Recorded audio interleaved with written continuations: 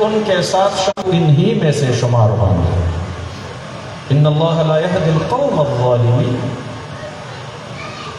صحبت کا بہت بڑا اثر ہوتا ہے۔ صحبت صالح ترا صالح کند، صحبت طالح ترا طالح کند۔ اصحاب کہف کا کتا جو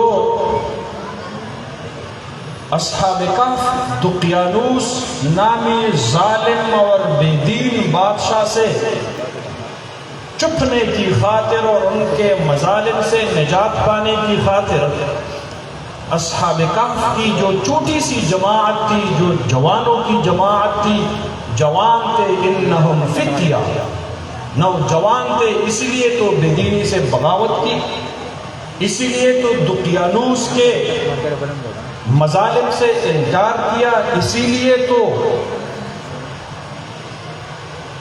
عالم حق بلند کر کے ظالم معاشرہ سے الگ ہو گئے۔ جوانوں کا کام بھی یہی ہونا چاہیے کہ وہ اپنی جوانی میں اللہ رب العالمین کی سربلندی کے لیے نکل جائے، جس طرح اصحاب کہف نکلے تھے۔ نصرت بالشباب کا مصداق بن جائے۔ آپ صلی اللہ علیہ وسلم کی امت کی نصرت اللہ رب العالمین نے جوانوں کی قسمت میں لکھی ہے۔ جو بھی تحریک ہوگی وہ اس امت کے نوجوان اس کو کامیاب بنائیں گے۔ شاب نشأ فی عبادت اللہ تعالی، اللہ کے عرش کے سائے وہی جوان بھی کھڑا ہوگا جس نے اپنی جوانی میں اللہ رب العالمین کو ناراض نہیں کیا ہو۔ تو اصحاب کہف وہ رستے پہ جا رہے تھے، پیچھے سے کتا بھی ساتھ ہو گیا۔ روایتوں میں یہ بات آئی ہے، انہوں نے کوشش کی اس کتے کو واپس کرنے کی، لیکن کتا ڈٹ گیا اور صالحین اور نیک لوگوں سے اپنی محبت اور وفاداری کا ثبوت دینے کی خاطر ان کے پیچھے ہو لیا۔ تو قیامت کے دن جب بہت سارے بڑے بڑے اہل منصب انسان فرعون کی طرح، ابو جہل کی طرح، قارون اور نمرود اور حامان اور شداد، ان کے صف میں بہت بڑے بڑے جو اپنے آپ کو بہت کچھ سمجھتے ہیں، وہ جب جہنم جائیں گے اور جب جنت سے محروم رہ جائیں گے، اس وقت اللہ رب العالمین نیک لوگوں کی صحبت کی خاطر اس کتے کو بھی اللہ رب العالمین اصحاب کہف کے ساتھ جنت بھیجے گا۔ جنت کو اللہ رب العالمین نے کتوں کے لیے نہیں بنایا ہے۔ کتا وہ نجس اور گندا جانور ہے جس کا جوتا، بعض فقہا نے لکھا ہے کہ برتن 3 دفعہ دھونے سے وہ پاک ہو جاتا ہے، لیکن بعض فقہا نے لکھا ہے کہ 7 دفعہ اس کو پانی سے دھویا جائے گا اور 8ویں مرتبہ اس کو مٹی سے اس کی دھلائی ہوگی، تبھی پاک ہو جائے گا۔ عفر الطامنة بالتراب، وہی نجس جانور۔ لیکن اہل اللہ کی صحبت کی برکت سے قیامت کے دن اللہ رب العالمین اس کتے کو بھی جنت بھیجے گا۔ نیک لوگوں کی صحبت بہت بڑی چیز ہے۔ توفنی مسلمہ والحقنی بالصالحین، انبیاء کرام علیہم الصلوات والتسلیمات یہ دعا فرمایا کرتے تھے، میرے مولا مجھے اگر موت آتی ہے تو ایمان کے حالت میں ہو، والحقنی بالصالحین، اور جنت میں مجھے صالحین کی جماعت میں شامل فرما. یہ انبیاء کرام علیہم الصلوات و تسلیمات کی دعا ہوا کرتی تھی. اہدنا الصراط المستقیم، اللہ ہمیں سیدھا راستہ دکھا دے. صراط الذین انعمت علیہم، کون سا راستہ؟ ہم کس طرح سمجھیں گے کہ یہ سیدھا راستہ ہے؟ جس پر اس وقت کے نیک لوگ چلتے ہیں. منعم علیہم، جو علماء ہوں گے، جو متبعین سنت ہوں گے، جو اہل اللہ ہوں گے، جس راستے پہ وہ چل پڑیں گے امت کے لیے وہی سیدھا راستہ ہوگا. غیر المغضوب علیہم، پناہ مانگا گیا اس راستہ سے جس راستے پر چلنے والے مجرم ہو، مغضوب علیہم ہو. ولا الضالین، اس راستے سے بھی پناہ مانگا گیا جس راستے پر چلنے والے برے لوگ ہو، گمراہ لوگ ہو.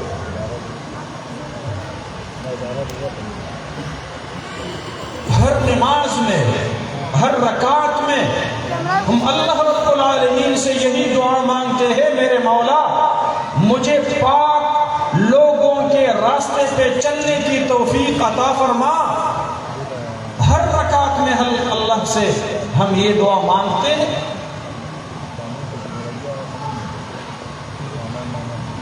حضرت مولانا ابوالکلام آزاد رحمہ اللہ لکھتے ہیں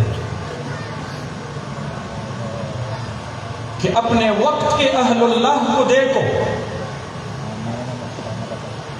جس جماعت میں وہ لوگ رہتے ہو، اہل اللہ میں سے ہر ولی اللہ کے دل میں اللہ رب العالمین حق راستے کی نشاندہی دینی طریقے سے ڈالتا ہے. اور پھر اگر بہت سارے نیک لوگ ایک راستے پہ متفق ہو، ان کا شرح صدر ہو، ان کی اطمینان قلبی ہو، ان کا تعامل ہو، پھر ایک ہفتہ کے لیے نہیں، ایک مہینہ کے لیے نہیں، ایک سال کے لیے نہیں، صدیوں کی صدیاں گزر جاتی ہے اور سارے نیک لوگ ایک ہی راستے پہ چل رہے ہو اور آپ کو پھر بھی شرح صدر نہیں، پھر بھی اطمینان نہیں. قرآن کریم کی تلاوت کرنے والی ساری زبانیں وہ اس بندے کے لیے دعا مانگتا ہو، ان لوگوں کے ساتھ اظہاری یکجہتی کرتے ہو کہ جمعیت علماء اسلام اور اس کا قائد حضرت مولانا فضل الرحمان درست راستے پہ ہے. دینی مدارس میں پڑھنے والے 35 لاکھ زبانیں ان کی تائید حاصل، شیوخ الاحادیث کی تائید حاصل. جہاں پر بھی بڑے سے بڑا شیخ التفسیر دیکھو گے، شیخ الحدیث دیکھو گے، مفتی اعظم دیکھو گے، اپنے وقت کا ولی دیکھو گے، وہ اس پر اعتماد کرے گا. لیکن ہمارے گلی محلے میں کوئی دکاندار صاحب اس پر 1000 اعتراضات کرے گا، وہ کہے گا نہیں بابا یہ تو ایسا نہیں ہے. تو کیا یہ سینکڑوں، ہزاروں، لاکھوں علماء یہ گمراہی پہ ہے، یہ غلط راستے پہ ہے، جن کے پیچھے آپ 5 وقت کی نماز پڑھتے ہیں؟ یہ کراچی کے علماء، یہ سندھ کے علماء، یہ پنجاب کے علماء، یہ خیبر پختونخوا کے علماء، یہ بلوچستان کے علماء، یہ گلگت بلتستان کے علماء، یہ کشمیر کے علماء، یہ بنگلہ دیش کے علماء، یہ دیوبند کے علماء، یہ سہارنپور کے علماء، یہ دہلی کے علماء، یہ ہندوستان کے علماء، یہ صرف عالم عجم کے نہیں، عالم عرب کے علماء، یہ امام الحرم، یہ امام کعبہ، یہ سارے غلط بولتے ہیں. ان پاک زبانوں کی تائید اہل حق کے لیے کافی ہے.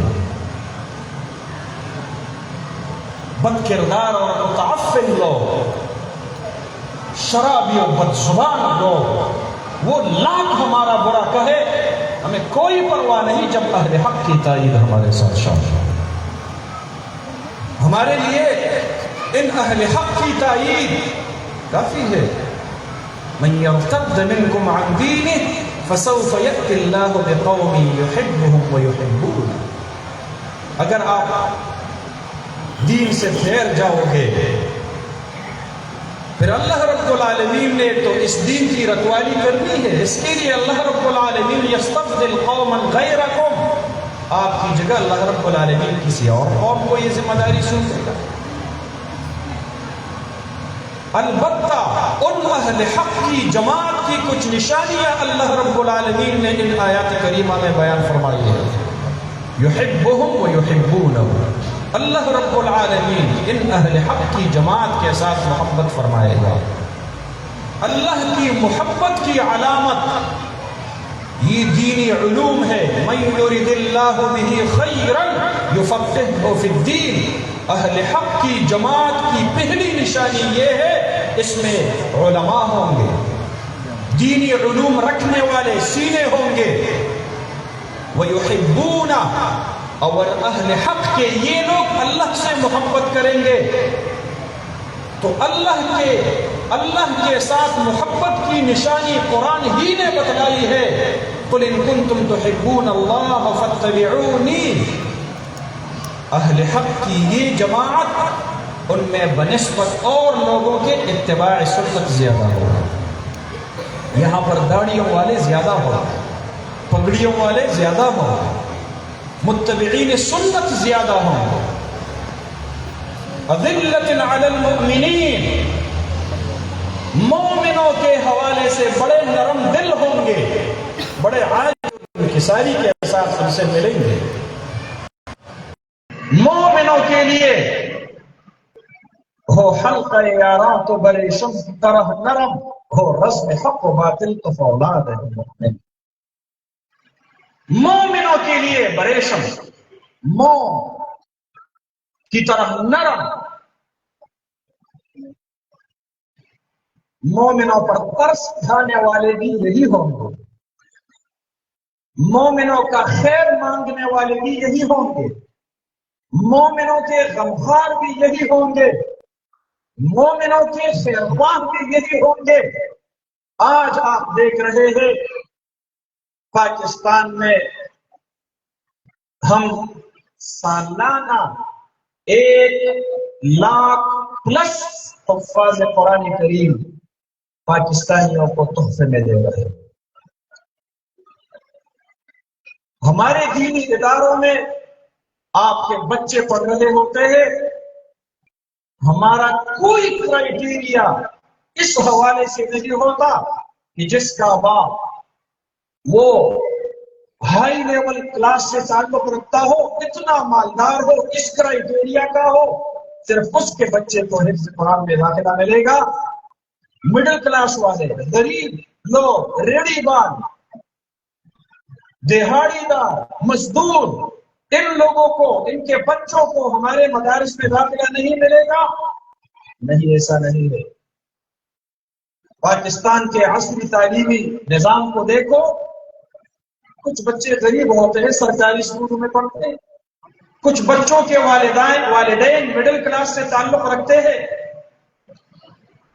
اپنے بچوں کو پبلک سکولز اور پرائیویٹ اداروں میں پڑھاتے ہیں، کچھ اچھے کھانے پینے والے گھرانوں سے تعلق رکھتے ہیں، اپر کلاس، ایلیٹ کلاس، بڑے سرمایہ دار، بیوروکریٹس کے بیٹے ہوتے ہیں، ججز کے بیٹے ہوتے ہیں، جرنیلوں کے بیٹے ہوتے ہیں، بڑے بڑے جرنلسٹ کے بیٹے ہوتے ہیں، بڑے بڑے انڈسٹریلسٹ کے بیٹے ہوتے ہیں، ان کو وہ بہت بڑے کلاس اور سٹینڈرڈ کے اسکولوں میں پڑھاتے ہیں۔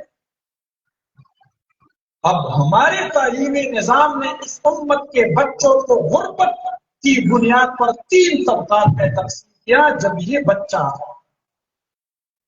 بچپن سے یہ سیکھے گا کہ دولت ہی سب کچھ ہے، میرا باپ غریب تھا اس لیے میں نے تو گورنمنٹ اسکول میں پڑھا ہے، اس کا باپ मिडिल क्लास से ताल्लुक रखता था तो इसने कुछ अच्छे खासे स्कूल में पढ़ा है, और उसका बाप वो तो जज साहब है, जर्नल साहब है, जर्नलिस्ट साहब है, इंडस्ट्रियलिस्ट साहब है, तो उसने अपने बेटे को फलां स्टैंडर्ड वाले स्कूल में पढ़ाया है।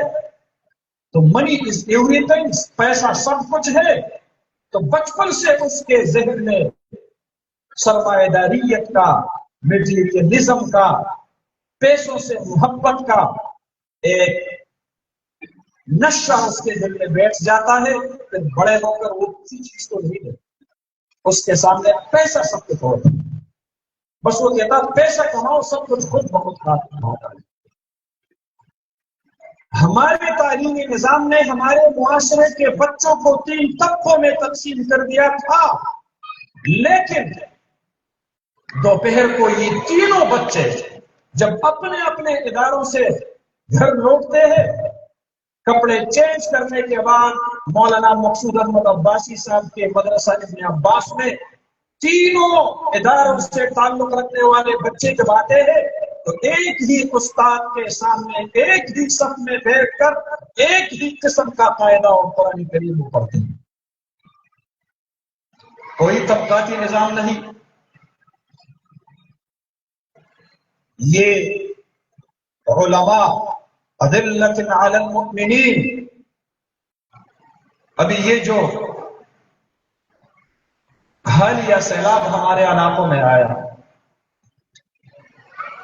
बहुत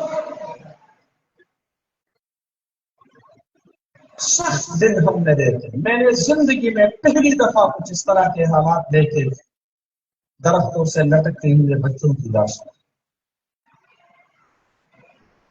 धड़ जमीन पे तो सर वो किसी पत्थर पे पड़े, तो पांव एक जगह तो हाथ दूसरी जगह।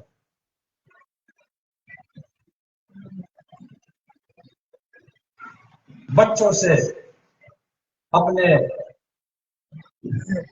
वालिदैन, उनकी लाशें 3, 4, 5 दिनों तक, छोटे छोटे बच्चे जो स्कूल गए थे इस वजह से वो बच गए, घर में जो भी लोग थे सारे के सारे शहीद हो गए। मैं खुद जब लाशें ढूंढने के लिए मैं घूम फिर रहा था, कई सारे बच्चे मेरे पास आ गए, बच्चा भी हो, बाप भी न रहा हो, बहन भाई भी शहीद, माँ भी शहीद। अब माँ को मरने के बाद भी बच्चा देख के कुछ न कुछ तसल्ली तो मिल जाता है। तो तीसरा दिन है और बच्चा मेरे पास बोल के आने लगा, मुफ्ती साहब मेरी माँ अभी तक लापता, मेरे लिए मेरी माँ ढूंढ। सख्त दिन हमने, बड़ी तकलीफ थी। 1.5 लाख आबादी मुतासिर, जनाजों पे जनाजे, कब्रिस्तान भर गए, लाशें फिर भी लापता, बहुत सारी लाशें। फिर मैंने उनके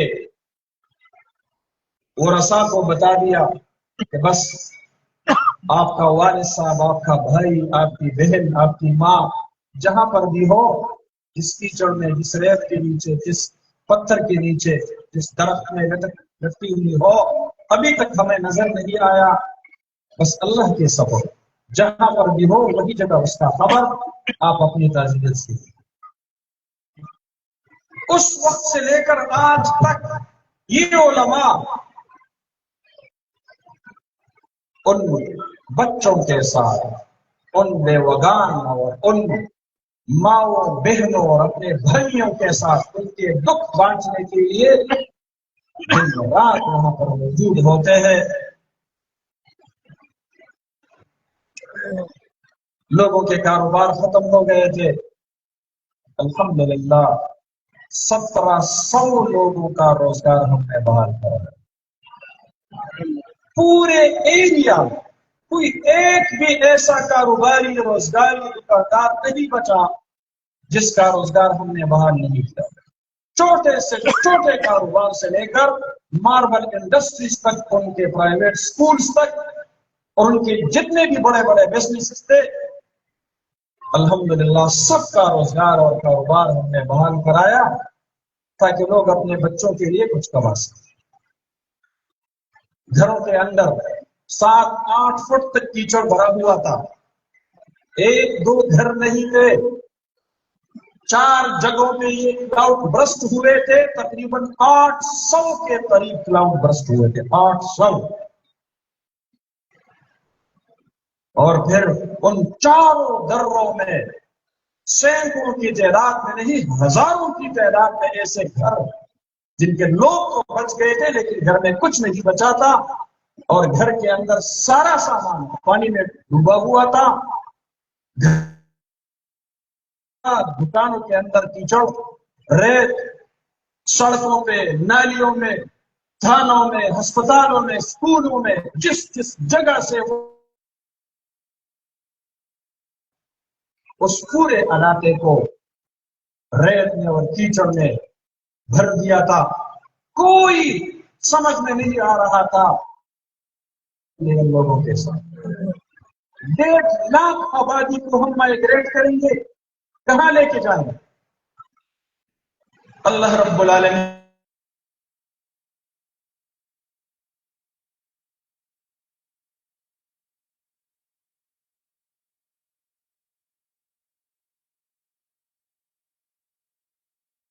ہزار سے لے کر 5,000 تک طلباء کرام اور جدید علماء اسلام کے رضاکار روز آتے تھے، اپنا کھانا ساتھ لے کے آتے تھے، اپنی بینچی، کدال، سب کچھ سامان اپنے ساتھ لے کے آتے تھے، اور ہم اس کو مینیج کر کے، ان کو تقسیم کر کے، ان کے لیے ایک ایک محلے کی رہنمائی کر کے ان کو صبح سے لے کر شام تک ان کو کام پہ رکھتے، ان کے لیے سہولیات، ان کے لیے مشینری، ان کے لیے جتنا ہم سے ہو سکتا تھا۔ الحمدللہ 15 دنوں کے اندر اندر ہم نے 1.5 لاکھ آبادی کو اس آفت سے نکال دیا۔ صفائی کے وقت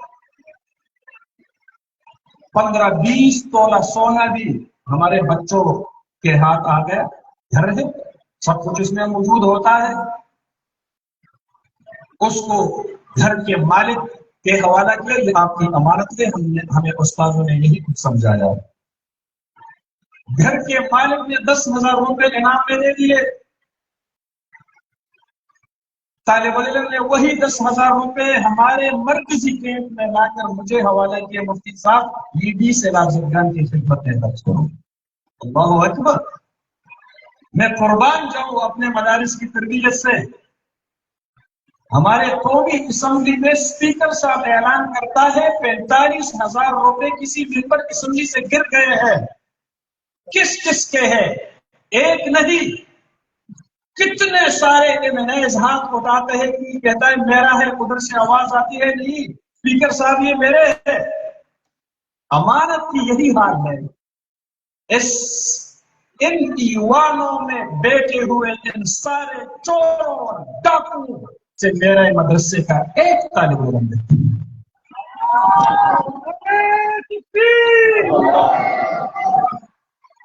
اور پھر ندی کے کنارے جو گھر ہے، ایک نہیں، 2 نہیں، درجنوں کی تعداد میں نہیں، سینکڑوں کی تعداد میں نہیں، دیہاتوں کے دیہات ہے جہاں سے سیلابی ریلا گزرا ہے، اور وہاں کے لوگ اپنے آپ کو غیر محفوظ تصور کرتے ہیں۔ کئی کلومیٹرز تک ہم نے ایکسکیویٹرز اور شیولز کے ذریعے گھروں کو حفاظتی پشت کیا، بڑے بڑے بھاری پتھروں سے بنائی تاکہ یہ لوگ اپنے آپ کو محفوظ تصور کر سکیں۔ کوئی رابطہ نہیں ہو رہا تھا۔ دیہاتوں کے دیہات کو ہم نے آپس میں کنیکٹ کرنے کے لیے وائرلیس سسٹم لگایا، بجلی منقطع تھی، پہاڑوں کی چوٹیوں تک، دور دور تک ہم نے پورا کا پورا علاقہ الحمدللہ ہم نے سولرائز کیا۔ جس گھر میں بھی اندھیرا تھا علماء کی برکت سے اس گھر میں اجالا آیا۔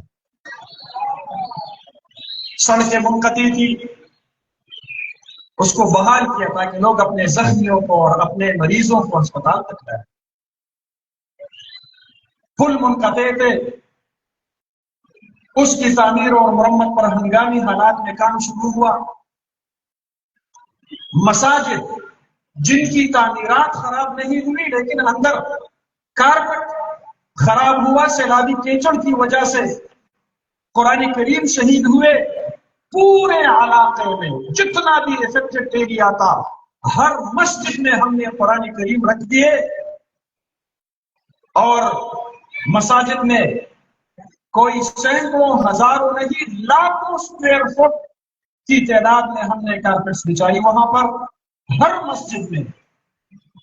پھر جو مساجد وہ جزوی طور پر منہدم یا کلی طور پر منہدم، اس پر تعمیراتی کام شروع کیا۔ ایمرجنسی میں اس کو نہیں دے گا، یہ اشاعت التوحید و سنہ کے ساتھ وابستہ مسجد ہے، یہ جماعت اسلامی کے ساتھ وابستہ مسجد ہے، یہ بریلوی حضرات کے ساتھ وابستہ مسجد ہے، ہم نے اس کو نہیں دیکھا۔ جتنے بھی اللہ کے گھر تھے سب کو ہم نے آباد کیا، الحمدللہ۔ پھر ہماری خدمت کی ٹیمیں، حضرت نے فرمایا کچھ کارگزاری سناؤ۔ میں آپ کو سیاستی مدینہ سمجھا رہا ہوں۔ گھروں کے اندر دروازے ٹوٹ گئے تھے سیلابی ریل کی دباؤ کی وجہ سے، 32 ٹیمیں ہم نے ویلڈرز کی بلائی، ویلڈرز، تاکہ ٹوٹے ہوئے دروازوں کو جوڑ سکیں۔ پلمبرز کی الگ ٹیم، بجلی بحال کرنے کے لیے گھروں میں الگ ٹیم، سینیٹیشن اور نکاسی عام کے لیے الگ ٹیمیں، اور پھر گھروں کے اندر جو الیکٹرانک چیزیں جل گئی تھی، پنکھا جل گیا تھا، واشنگ مشین ہے، ایئر کولر ہے، ریفریجریٹر ہے، استری ہے، کاچ ہے، فلان ہے، اس کی مرمت کے لیے ہماری ٹیم محلے محلے میں گئی، مسجدوں میں اعلانات کیے کہ جس گھر میں جو بھی چیز وہ جل گئی ہے فلاں کے حجرے میں لاؤ، مفت ہم ان کے لیے مرمت کرتے ہیں۔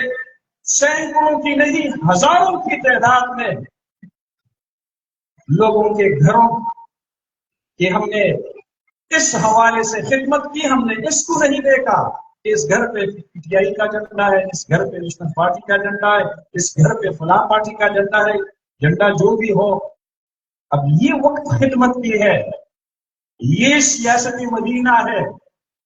مسلمان کو تو چھوڑو، ہمارے اس متاثرہ علاقے میں سکھ برادری رہتی ہے، ہمارے طلباء کرام نے، علماء کرام نے، بڑے بڑے مفتیان اعظام نے ان کے گھروں کے اندر جا کر ان کی کیچڑ، ان کے ریت کو صاف کیا اور ان کے لیے رہنے کا اور ان کے لیے رات گزارنے کا اسباب فراہم کیا۔ خود ایک سکھ معمر بزرگ میرے پاس آئے اور مجھے کہنے لگے، مفتی صاحب ہمارے گھر والوں نے کل آپ کے لیے بہت بڑی دعائیں دی۔ میں نے کہا کیا ہوا؟ اس نے کہا 8 دن بعد ہم اپنے گھر کے اندر سو سکے، ہم رستے میں سوتے تھے، گھر کے اندر کوئی گنجائش نہیں، کیچڑ پر کون سوئے؟ ایسے حالات اتنے متاثر ہوئے علماء کی خدمت سے سکھ کمیونٹی کہ وفد بنا کر تشکر کے لیے جب ہمارے کیمپ میں آئے تو کہنے لگے، مفتی صاحب دل چاہتا ہے کہ آپ جیسا ہنیا بنا کر آپ کی سفید پگڑی کو ہم پہنے۔ میں نے کہا یہ سفید پگڑی میری نہیں ہے، یہ تاجدار مدینہ ہے، یہ تعلیمات اس کی ہے، خدمت انسانیت کی کرنی ہے۔ دماؤہم کا دماغنا واموالہم کا اموالنا واعراضہم کا اعراضنا دعوہم وما یدینون، وہ جانے اور ان کا دین جانے۔ جہاں خدمت کی بات آتی ہے، جہاں عزت کی بات آتی ہے، جہاں حرمت کی بات آتی ہے، جہاں مال کی حفاظت کی بات آتی ہے، آپ کی اقلیتی برادریاں وہ آپ جیسے ہیں۔ یہ میری تعلیمات نہیں، یہ جناب نبی کریم صلی اللہ علیہ وسلم کا ہے۔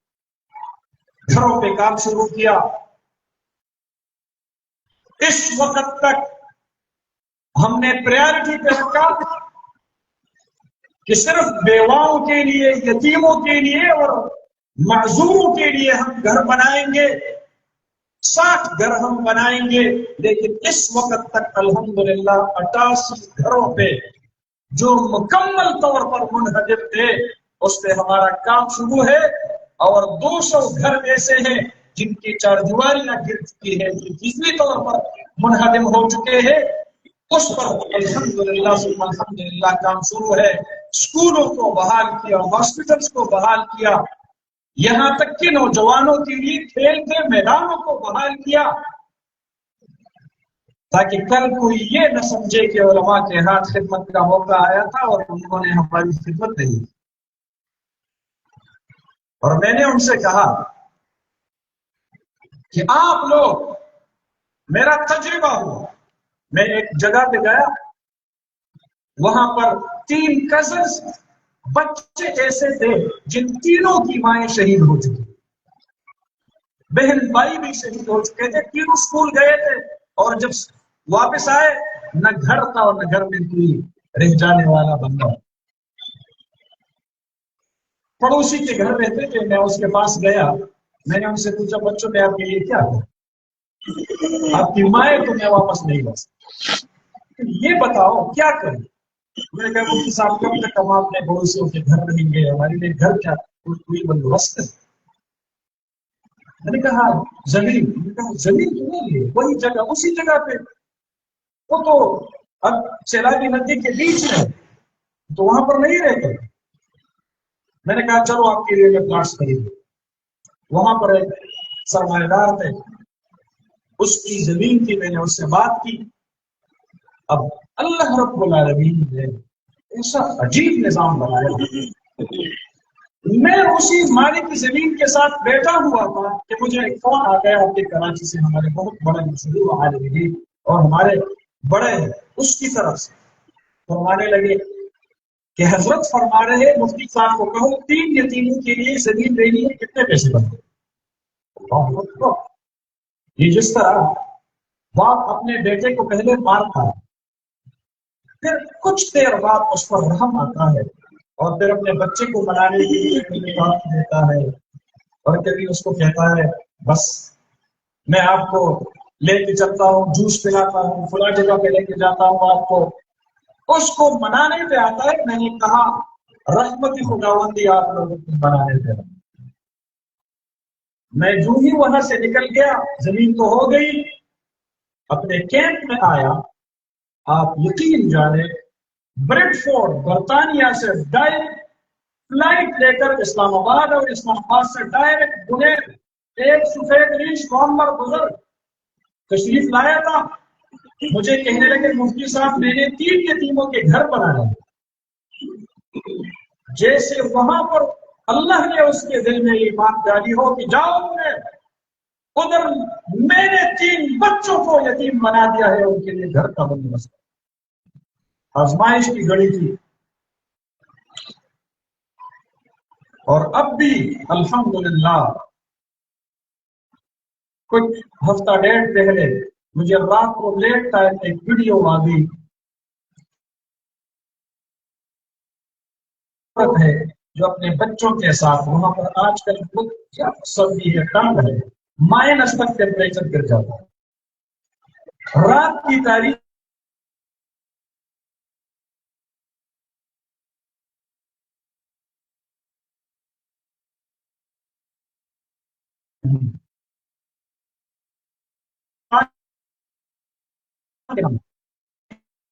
जरनैल साहब के नाम नहीं है, वीडियो वज़ीर आला खैबर पख्तूनख्वा के नाम नहीं है, जिससे तवक्कुल की उसी के नाम वीडियो है। मुझे वीडियो बनाकर भेजती है और कहती है मुफ्ती साहब रात को बच्चों को जब बहुत ज्यादा ठंड लगती है, सर्दी लगती है, तो मैं उनको तसल्ली देता हूँ, अभी तो उलमा जिंदा है, वो आएंगे और हमारे लिए घर बनाएंगे। मैं अपने बच्चे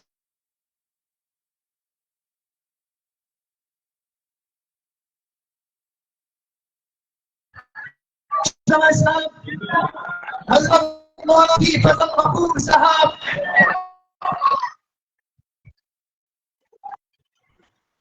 ये उलमा इस उम्मत के नफ्स,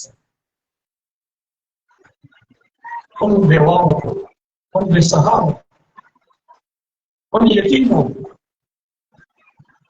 آج بھی اگر کسی کے توقع ہے اور امید ہے تو اس امت کے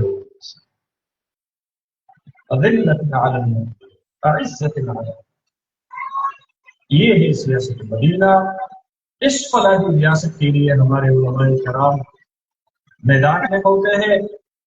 ہم ہر الیکشن میں آپ حضرات سے، عام مسلمان بھائیوں سے درخواست کرتے ہیں، لیکن آپ ہر الیکشن میں اللہ کے نظام کو پکڑو، آپ علماء کو ہراتے ہیں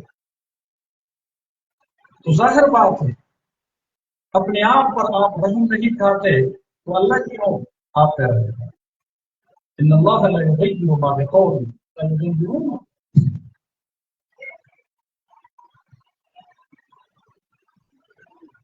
آج تک اس قوم کی حالت نہیں بدلی، نہ ہو جن کو خیال اپنا حال خود بدلنے کا، نہ تم بدلے نہ دل بدلا، نہ دل کی آرزو بدلی، میں کیسے آرزو انقلاب آسماں کروں۔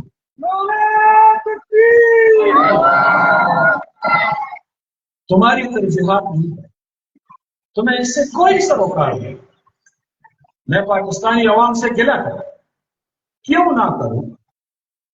پچھلے ہفتہ اسلام آباد میں قانون سازی ہوئی، 18 سال سے پہلے جو بھی باپ اپنی بچی کی شادی کرائے گا، بھلا وہ بالغہ کیوں نہ ہو، باپ ہے، قریب الموت ہے، دل میں ایک آرزو ہے، ایک حسرت ہے کہ میری نگاہوں کے سامنے میری بچی رخصت ہو جائے، 17 سال کی عمر ہے، 17.5 سال کی عمر ہے، بالغ ہے، اس کی شادی کرانا چاہتا ہے۔ حکومت پاکستان نے نکاح کو 18 سال تک پابند لگایا اور اس کو ڈکلیئر کیا یہ زنا جبر تصور ہوگا۔ اچھا، میں آپ کو ایک حدیث سناؤں کہ رسول اللہ صلی اللہ علیہ وسلم نے 9 سال کی عمر میں حضرت عائشہ رضی اللہ تعالی عنہا سے اس کی نکاح ہوئی تھی۔ تو یہ نوجوان کیا سمجھیں گے کہ اچھا یہ زیادت آپ صلی اللہ علیہ وسلم نے نہیں کی تھی، یہی خیال میں آئے گا۔ اگر یہ جرم ہے تو پھر آپ صلی اللہ علیہ وسلم نے کیوں کیا؟ اور اگر آپ صلی اللہ علیہ وسلم نے خود کیا ہے اپنے عمل سے تو پھر جرم کیوں بن گیا؟ یا تو رسول اللہ صلی اللہ علیہ وسلم علیہ مجرم، اور یا پھر ہمارا یہ پارلیمنٹ مجرم۔ ان لوگوں کو پارلیمنٹ میں کس نے بھیجا ہے؟ ان لوگوں کو قیامت کا دن یاد نہیں؟ کیا تمہارا پارٹی کا لیڈر اللہ کی عدالت میں تمہاری سفارش وہ کر سکے گا؟ نہیں۔ اس دن آپ اپنے اعمال کے خود ذمہ دار ہوں گے اور جوابدہ ہوں گے۔ آپ کا انفرادی عمل ہو معاف ہو سکتا ہے، لیکن اجتماعی گناہوں کو اللہ رب العالمین کبھی بھی معاف نہیں۔ فطرت افراد سے اغماض کو کر لیتی ہے مگر کرتی نہیں ملت کے گناہوں کو معاف۔ یہ اجتماعی زیادتی، یہ اجتماعی جرم ہے، اللہ کے قرآن سے بغاوت ہے۔ نکاح کو تم لوگوں نے جرم بنا دیا۔ کہاں لکھا ہے؟ قرآن میں ہے، حدیث میں ہے، سپریم لا تو قرآن سنت ہے اس ملک میں۔ کیا لکھا ہے؟ لکھا ہے کہ یہ by the direction of United nation, اقوام متحدہ کی ہدایات۔ اچھا، آپ پارلیمنٹ میں قانون سازی اقوام متحدہ کے دباؤ سے کریں۔ آپ کا جب بلاسفیمی کیسز عدالت میں چل رہے ہو تو 3 دن پہلے کی بات ہے، ناروے کا سفیر خود پاکستان کی معزز عدالت کے اندر گھستا ہے، اور بدماشی کا عالم دیکھو کہ جس طرح گستاخان رسول کھڑے ہیں ان کے ساتھ ہنسی مذاق کر کے بڑی خوشگپیاں لگا کے ان کے ساتھ مصافحہ کرتے ہیں، اور ہماری وزارت داخلہ کی طرف سے صرف ایک نوٹ جاتا ہے، جی آپ کے سفیر نے سفارتی آداب کی خلاف ورزی کی، وزیر داخلہ صاحب یہ ڈھونڈ لگاؤ پاکستان میں کون کون سیاستدان ایسے ہیں ناگرک کے فنڈز پہ یہاں پر توحید رسالت کے مرتکب لوگوں کی وکالت کر رہے ہیں۔ روز ہمارے مدارس کے پیچھے آپ لوگ نوٹس بھیجتے ہیں، کبھی ایک نوٹس تو ان بدماشوں کے پیچھے بھی بھیجا کرو کہ آپ کو یہ لوگ فنڈز کیوں دیتے ہیں۔ ناروے سے فنڈ لے کر حرمت ناموس رسالت کے خلاف ڈٹ جانے والے لوگ پاکستان میں، ان سے کوئی بھی توجہ طلبی شوکاز نوٹس ان کو جاری نہیں کر سکتا، اور دینی مدارس کے پیچھے روز نوٹس پہ نوٹس بھیجے جا رہے ہو کہ آپ کو فنڈز کہاں سے ملتے ہیں۔ جن کو فنڈ ملتا ہے کسی مغربی ملک کے سفیر کا کیا مجال ہے کہ وہ میرے عدالتی امور میں وہ ٹانگ اڑاتا ہے اور وہ یہاں پر گستاخان رسول کی حمایت میں کھڑے۔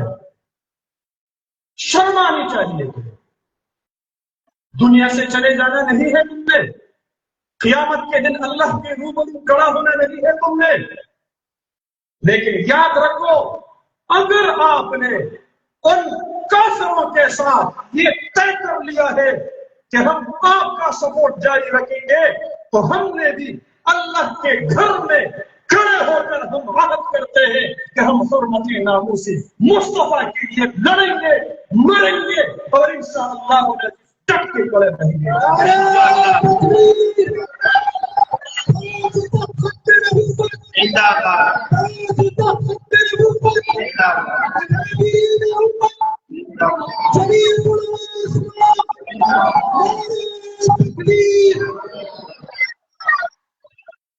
اور بھی بات کہتا ہے، اس سے پہلے قومی commission, national commission for minorities, قومی کمیشن برائے اقلیتی امور، انہوں نے اس کے لیے قانون سازی کرنی چاہی، تو اس میں خاموشی سے سیکشن 35 کو بھی انکلوڈ کر دیا، شامل کر دیا۔ سیکشن 35 کیا ہے؟ اس میں لکھتا ہے کہ یہ جو قومی کمیشن کے لیے قانون بن رہا ہے، یہ قانون پاکستان کے تمام قوانین اور پاکستان کے ان تمام آئینی دفعات پر حاوی ہوگا جو اس سے پہلے اقلیتوں کی بابت بن چکے ہیں۔ اقلیتوں میں قادیانی بھی ہے، ان کی بابت امتناع قادیانیت آرڈیننس بھی موجود ہے، یا آپ قادیانیوں سے پابندیاں ہٹانے کی خاطر سیکشن 35 لانا چاہتے تھے۔ گو کہ ہم کم ہے، لیکن میں قربان جاؤں مولانا فضل الرحمان پہ جو ہر وقت گنبد خضرا کی پہرےداری کرتے ہوئے وہ آپ کو نظر آ رہے ہیں۔ اس نے چیلنج کیا، ہم منظور نہیں کرنے دیں گے ایسے قانون کو، اور میں شکریہ ادا کرتا ہوں ان تمام جماعتوں کا جنہوں نے اس وقت مولانا کی حمایت کی، اور الحمدللہ ختم نبوت پر پہرا کامیاب رہا۔ ان کی ڈاکہ زنی کو ہم نے ناکام بنا دیا۔ یہ چند ہفتوں کی محنت نہیں تھی، یہ چند مہینوں کی محنت نہیں تھی، یہ برسوں کی محنت تھی جس پر پانی پھیر گئی اور ان کی محنت ضائع ہو گئی قادیانیوں کی۔ پھر بھی ہم کہنا چاہتے ہیں انشاءاللہ العزیز امت کا بچہ بچہ ختم نبوت کا پہرادار رہے انشاءاللہ۔